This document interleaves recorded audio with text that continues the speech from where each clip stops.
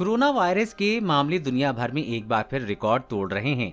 इस बीच इसे लेकर एक रिपोर्ट भी सामने आई है जिसने सार्स कोविड 2 को लेकर जो पुराना नजरिया है उससे उलट दावा किया है।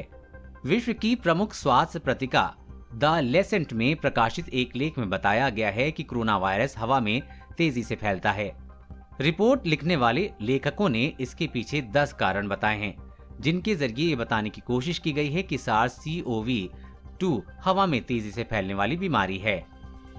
विशेषज्ञों ने 2 दावे किए हैं। उनसे पता चलता है कि संक्रमण से बचने के लिए मास्क और सोशल डिस्टेंसिंग काफी नहीं है। इस पेपर को अमेरिका, ब्रिटेन और कनाडा के 6 विशेषज्ञों ने मिलकर लिखा है जिसमें कहा गया है कि कोरोना वायरस हवा में फैलने वाली बीमारी नहीं है।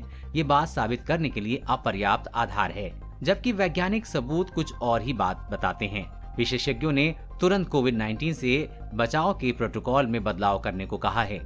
अपनी बात साबित करने के लिए उन्होंने 10 कारण बताए हैं। पहला कारण, विशेषज्ञों ने कहा है कि सुपर स्प्रेडिंग इवेंट में पर्याप्त SARS-CoV-2 फैलता है। वास्तव में इस तरह के इवेंट महामारी की शुरुआती चालाक हो सकते हैं। मानव व्यवहार और बातचीत, कमरे के आकार, वेंटिलेशन और अन्य कारकों के विस्तृत अवलोकन से पता चलता है कि ये एक हवा में फैलने वाली बीमारी है और इसे ड्रॉपलेट्स या फिर फोमाइट से पर्याप्त रूप में नहीं समझा जा सकता। दूसरा कारण, क्वारंटाइन के लिए इस्तेमाल होने वाले कमरों में लोग एक दूसरे के सामने भी नहीं आते हैं, लेकिन फिर भी वहां SARS-CoV-2 फैल रहा है। तीसरा कारण, विशेषज्ञों ने कहा है कि जो लोग छींक या फिर खांस नहीं रहे हैं वो भी कोविड के कुल मामलों में 33% में से 59% तक वायरस के असिम्प्टोमेटिक या प्री सिम्प्टोमेटिक ट्रांसमिशन के लिए जिम्मेदार हो सकते हैं। इससे भी साबित होता है कि कोरोना हवा में फैलने वाली बीमारी है। चौथा कारण, कोरोना वायरस 4 दीवारी के बाहर कम और इंडोर यानी कि 4 दीवारी के अंदर अधिक तेजी से फैलता है। ये इंडोर वेंटिलेशन से कम भी हो जाता है। पांचवा कारण, पेपर में विशेषज्ञों ने कहा है कि नोसोकॉमियल इन्फेक्शन जो अस्पताल में पैदा होते हैं वो उन स्थानों पर भी पाया गया है जहां स्वास्थ्य कर्मियों ने ड्रॉपलेट से बचाव के लिए पीपीई किट पहनी है, क्योंकि पीपीई किट को ड्रॉपलेट से बचने के लिए डिजाइन किया गया था, न कि एरोसोल एक्सपोजर के लिए। छठा कारण, विशेषज्ञों ने कहा है कि SARS-CoV-2 हवा में पाया गया है। लैब में किए गए एक्सपेरिमेंट में वायरस 3 घंटे तक हवा में रहा है। विशेषज्ञों ने इस दावे को खारिज कर दिया है कि संक्रमण हवा में कम फैला है। इसके लिए खसरा और टीबी की दलील दी गई है जो मुख्य रूप से वायु जनित रोग थे, लेकिन ये कमरे की हवा में नहीं फैले। सातवां कारण, विशेषज्ञों ने कहा है कि SARS-CoV-2 कोविड-19 मरीज वाले अस्पतालों के एयर फिल्टर और बिल्डिंग डक्ट्स में भी पाया गया है। इन स्थानों पर केवल एरोसोल के जरिए ही पहुंचा जा सकता है।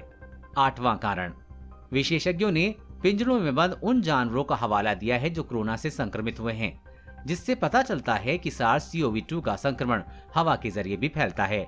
नौवां कारण, विशेषज्ञों ने एक और तर्क देते हुए कहा है कि हमारी नजर में ऐसा कोई भी अध्ययन नहीं है जो ये साबित करने के लिए मजबूत और तर्कयुक्त सबूत दे कि SARS-CoV-2 हवा में फैलने वाली बीमारी नहीं है। 10वां कारण, अपने अंतिम तर्क में विशेषज्ञों ने कहा है कि ऐसे साक्ष्य बहुत कम हैं जो संक्रमण फैलने के अन्य मार्गों जैसे रेस्पिरेटरी, ड्रॉपलेट्स, मुंह से निकलने वाली बूंदें या फिर फोमाइट या समर्थन कर सकें। विशेषज्ञों के इन दावों में से साबित होता है कि दुनिया भर में वायरस से बचाव के लिए अपनाई जा रही रणनीति में बदलाव करने की जरूरत है। लोगों के लिए न केवल बाहर बल्कि घर के अंदर, यहाँ तक कि हर समय मास्क पहनना जरूरी है। विशेषज्ञों ने ये भी कहा है कि अगर संक्रमित शख्स सांस छोड़ता है, चिल्लाता है, गाना गाता है, छींकता है या फिर खांसता है तो हवा में सांस लेने वाला शख्स भी संक्रमित हो सकता है। इससे पता चलता है कि दुनिया में कोरोना वायरस महामारी से बचाव के लिए जो तरीका अपनाया जा रहा है उसमें बदलाव की जरूरत है। कोरोना महामारी, कोरोना वैक्सीन और लॉकडाउन से जुड़ी हर खबर सबसे पहले पाने के लिए चैनल को सब्सक्राइब करें और अपने दोस्तों के साथ शेयर करना न भूलें।